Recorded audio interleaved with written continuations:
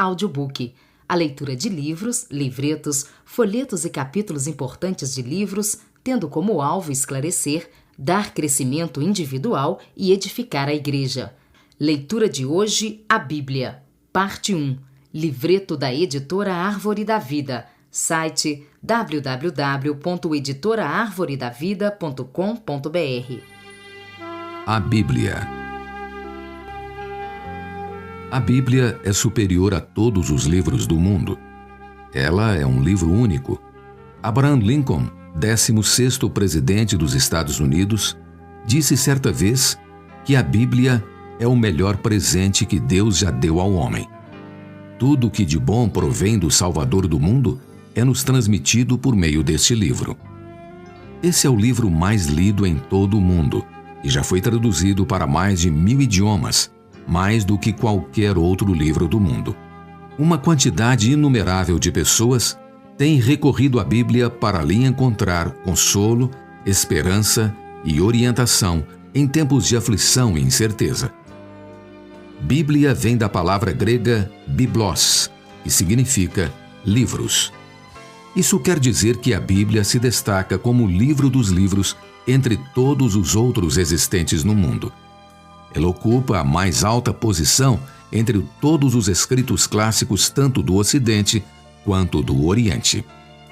O famoso escritor francês Victor Hugo disse em certa ocasião: a Inglaterra tem 2 livros, a Bíblia e Shakespeare. A Inglaterra fez Shakespeare, porém foi a Bíblia que fez a Inglaterra. A Bíblia permanece única entre todos os livros existentes quanto à sua autenticidade. Muitos livros sagrados das religiões estão repletos de mitos e lendas. Porém, nas páginas da Bíblia, encontramos inumeráveis referências a eventos, pessoas e lugares verdadeiros. A arqueologia, juntamente com os arquivos históricos seculares, confirma a exatidão das referências nos vários livros bíblicos. A atenção dispensada aos mínimos detalhes por parte dos escritores bíblicos não encontra paralelo nas demais literaturas antigas. A Bíblia fala de um Criador todo-poderoso e eterno que criou o universo, incluindo os céus, a terra e todos os seres viventes a partir do nada. O relato da criação em Gênesis, embora não seja uma narração científica em si, corresponde completamente à evidência científica. Segundo a mitologia grega antiga, os céus eram sustentados por um gigante chamado Atlas, e os antigos escritos hindus dizem que a Terra é um quadrado sustentado por 4 peixes. Porém, 2700 anos atrás, antes que o homem descobrisse que a Terra era redonda, o profeta Isaías, cujas palavras foram registradas na Bíblia, dizia que a Terra é redonda. Isaías capítulo 40, versículo 22. E em outro livro da Bíblia lemos que ela paira sobre o nada. Jó capítulo 26, versículo 7. A Bíblia também registra a origem do homem. Ela nos diz que o homem foi criado por Deus à sua imagem. Gênesis capítulo 1, versículo 26 e 27. As recentes descobertas no campo da genética, assim como a descoberta das maravilhas do corpo humano, têm provado de modo convincente que, uma vez que o homem é um ser tão complexo, deve haver um ser inteligente por trás de sua criação. Um computador não pode evoluir a partir de uma rede de fios metálicos, nem é possível construir-se uma nave espacial por meio de uma série de casualidades e coincidências. Todo objeto inteligente deve originar-se de um criador mais inteligente. A Bíblia apresenta a origem do homem de forma singela e plena de significado. O homem foi criado à imagem de Deus. Uma das características mais surpreendentes da Bíblia é a fidelidade com que ela registra a história do homem. O Antigo Testamento é um relato da história da humanidade no mundo antigo, especialmente da história dos judeus, e o Novo Testamento é o relato da história da Igreja primitiva. Todos os detalhes registrados em ambos testamentos podem ser confirmados pela arqueologia. Além de ser um registro da história da humanidade no passado, a Bíblia contém profecias quanto à humanidade do futuro. Daniel, um dos escritores do Antigo Testamento, escreveu durante o período do Império Babilônico sobre um sonho que o rei da Babilônia teve. Nesse sonho, o rei viu uma grande estátua cuja cabeça era de ouro, o peito e os braços de prata, o ventre e os quadris de bronze, as pernas de ferro e os pés em parte de ferro e em parte de barro. Enquanto o rei olhava para essa estátua, uma pedra cortada, não por mão humana, feriu os pés da estátua, e toda ela foi esmiuçada e levada pelo vento como palha, de forma que nenhum vestígio restou dela. A pedra que feriu a estátua tornou-se uma grande montanha que encheu toda a terra. Daniel capítulo 2, versículos de 1 a 45. Essa estátua era uma representação dos sucessivos impérios humanos que surgiram no decorrer da história. A cabeça de ouro representa o Império Babilônico, que durou de 605 a 539 a.C. O peito e os braços de prata representam o Império Medo-Persa, que, sob o reinado de Ciro, destruiu o Império Babilônico e permaneceu de 539 a 336 a.C.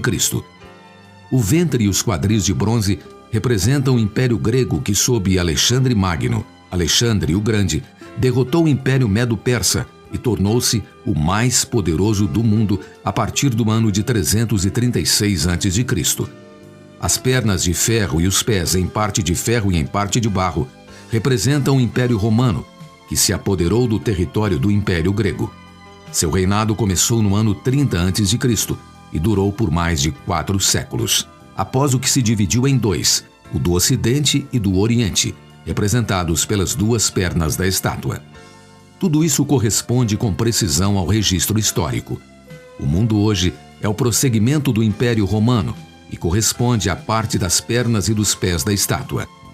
A Bíblia predisse que até o fim desta era, uma pedra cortada não com mãos destruirá todos os governos do mundo e estabelecerá seu próprio governo sobre toda a terra. Essa pedra é Jesus Cristo, o qual estabelecerá seu reino na terra. Apocalipse capítulo 11, versículo 15. A estátua é um resumo dos 2.600 anos de história humana. A maior parte dessa profecia já se cumpriu e parte dela se cumprirá futuramente. Este é um exemplo que nos mostra os fatos maravilhosos que constam na Bíblia e pertencem à história humana. As profecias mais surpreendentes do Antigo Testamento têm relação com a vinda do Messias, que é Jesus Cristo.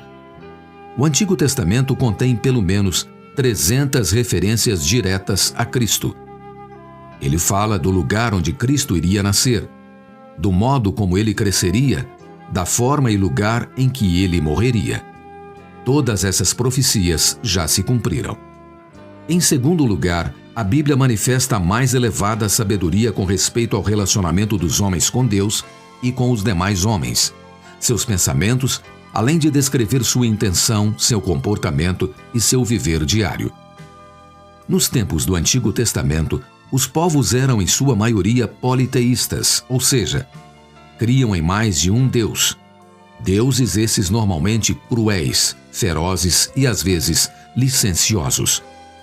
Porém, a Bíblia revela que há apenas um Deus, que é infinito e pessoal, que ama os seres humanos como um pai e um esposo, e que personifica o amor, o respeito, a justiça e a misericórdia. Isso está em contraste com os deuses do mundo antigo, aos quais os homens tinham de obedecer e servir, movidos pelo medo e não pelo respeito amoroso. A Bíblia também abrange todo tipo de conhecimento, como, por exemplo, teologia, astronomia, geologia, ciência, filosofia, sociologia, governo, educação, cultura e escatologia. Mesmo não sendo ela um livro específico de qualquer uma destas áreas de conhecimento, a Bíblia trata de todas elas. Todos os textos científicos têm de ser atualizados e publicados novamente após alguns anos. Porém, a Bíblia nunca muda, permanece sempre a mesma. As leis do Antigo Testamento cuidam do relacionamento adequado entre o homem e o seu ambiente. Por exemplo, ao sitiar uma cidade, os que estavam atacando não deviam destruir as árvores para não devastar o ambiente. Deuteronômio, capítulo 20, versículo 19. Essas leis também tratavam do equilíbrio que devia haver entre as várias classes sociais por meio da instituição do ano jubileu, a cada 50 anos, quando todas as dívidas eram perdoadas e todas as terras eram devolvidas a seus donos originais. Levítico capítulo 25, de 8 a 17. Os 10 mandamentos, Êxodo capítulo 20, de 3 a 17, formam a base do sistema jurídico ocidental, no que diz respeito ao tratamento humano e justo entre os homens. O sermão que o Senhor Jesus pronunciou no monte, Mateus dos capítulos 5 ao 7, revela quais devem ser as bases de uma sociedade boa e justa. Esses e muitos outros exemplos revelam a profunda sabedoria da Bíblia em todos os aspectos da vida humana. Nenhum outro livro contém um padrão de ética e moralidade tão elevado como a Bíblia.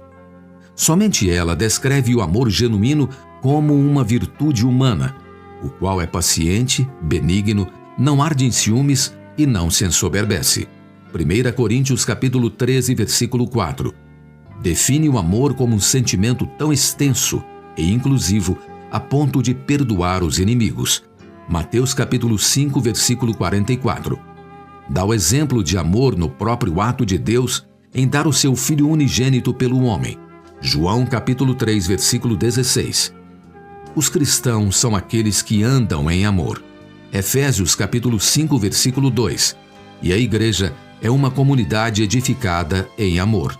Efésios capítulo 4, versículo 16.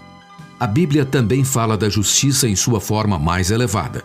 Se alguém derrama o sangue do homem, pelo homem se derramará o seu. Gênesis capítulo 9, versículo 6. E todos os que lançam mão da espada, a espada perecerão. Mateus capítulo 26, versículo 52. Através de todas as suas páginas, a Bíblia nos descreve um Deus que é santo e separado de toda forma de impiedade.